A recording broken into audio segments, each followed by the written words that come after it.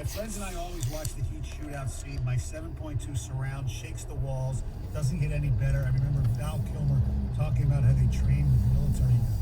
It is. I'm not trying to oversell this. If you haven't seen it, it is unbelievable. I bet there's a whole bunch of people who have seen it are probably, when they get home from work tonight, going to be like, hey, let's fast forward. I just want to watch that scene. And I think that part of it's the reality of they were in it wasn't in some staged environment. Like they were definitely downtown LA.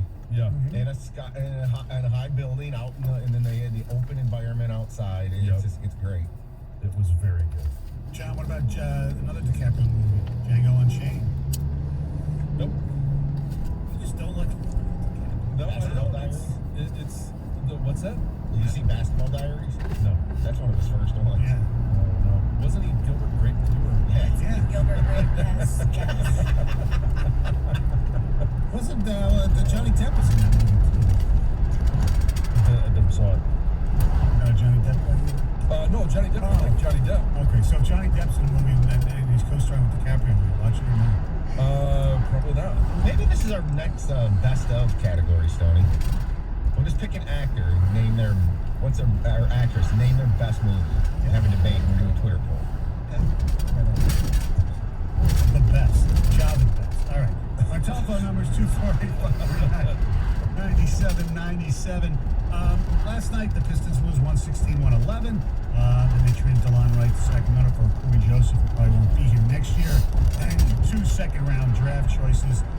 Now, when you watch sports these days, it has changed in the last 15 years, probably. Maybe especially in the last 5 years.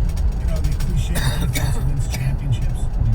I still think that's true in most sports, but you seem to believe that, and I agree with you, the offense is what's getting the most of the publicity, and the leagues are saying, we need more offense, let's change rules. I understand that offense brings excitement, and the more offense you have, it's going to bring in viewers and all that stuff. I get it, but at some point, when is offense too much? Because you look at the NFL. This year, there were 5 teams that averaged over 30 points. And you go back 5 years, there was 2 teams. If you go back 10 years, there was 1 team. You go back another 15, like 2005, there were no teams that averaged over 30 points. And then in baseball, Major League Baseball, in terms of home runs. Now, I know that they did deaden the ball for this year. Is that it? Do you remember them coming out and saying that? Yeah, they're thinking about it, yes. They were thinking about it, but in 2020, over 43% of runs scored were due to home runs. 2019, it was a little bit higher at 45, but if you even go back to 2015, only about 38% of runs scored were attributed to home runs.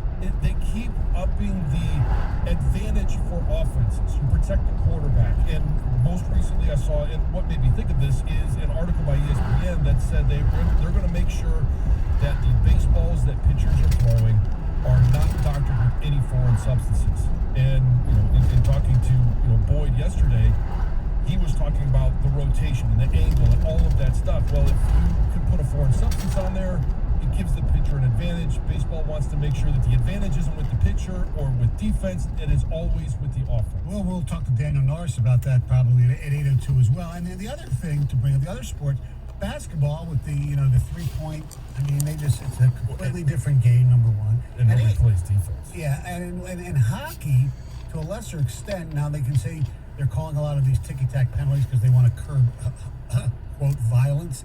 But it does give you more power plays if you're calling more penalties, which leads to more offense. But the offense in hockey is really not that much more than it's been for the last 5 to 10 years now. Obviously, you had your eras like the 80s with Edmonton and all that. Then you had the neutral zone trap days of the New Jersey Devils and even the successful left-wing lock days of the Pittsburgh. So, yeah, it has changed because offense sells tickets. But defense still is champions. Why did Tampa Bay win the Super Bowl? Yeah, their offense is good because they have a very good defense. And they were able to get to Patrick Mahomes. Our telephone number is 248-539-9797. Heather will have news after this update from Tony Ortiz. WXYT FM and WXYT HD1 Detroit. A radio.com sports station. Sports headlines all day, every day. From the Sold by Mike Z Sports Desk. This is 97.1. The Ticket. Let's open with the Pistons, who lose to the Pacers 116-111 last night in Indianapolis. Jeremy Grant, more on him in a moment, at 29 points to lead Detroit's offensive attack. Following the game, the Pistons would trade guard DeLon Wright to the Sacramento Kings in exchange for guard Corey Joseph and 2 second-round draft picks. The NBA's trading deadline set to arrive this afternoon. A couple of Pistons, Grant and Wayne Ellington, have reportedly drawn the interest of contending teams looking to make a deal. The Lions made 2 more moves in free agency yesterday, as the team would sign wide receiver Damian Ratley and linebacker Alex Anzalone to 1-year deals. Meanwhile, NFL coaches and scouts descended on East Lansing yesterday as Michigan State held its annual Pro Day. Most were there to see cornerback Shakur Brown. He was asked afterwards what he wanted to show the coaches on Wednesday. Just show what type of player I am, show what type of work ethic I have, and intensity I bring, my persona. Right now, Brown is projected to be a day 2 pick in next month's NFL draft. The Red Wings will look to pick up their 11th win of the season as they face off against the Predators tonight in Nashville. Our coverage starts at 7:45. Today will be another work day for Michigan as the Wolverines prepare to face Florida State Sunday night in the Sweet 16 round of the NCAA tournament.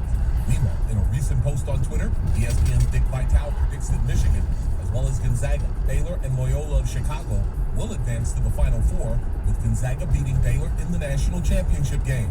By the way, that would be really good news for those in bracket pools, since an estimated 40% of the brackets that have been entered have Gonzaga listed as the national champion. From the Ticket Update Desk, I'm Tony Ortiz. For more, stay tuned to 97.1 The Ticket and radio.com. Thank you, T.O. By the way, speaking of the Michigan-Florida State game, you download our BetQL app. You can get some really good information on the game, including the fact that Michigan has a 63% chance to beat Florida State in the Sweet 16. That's just the money line, and they have the BetQL bet of the day tonight is the Lakers plus 4.5 against the Sixers. All right, we have a 2 Grand Slam coming up at 7:25, and boy, what an hour for you. The bottom of the hour, in each hour, listen for the cue to call the 97.1 Ticket the signing bonus. You can win $1,000.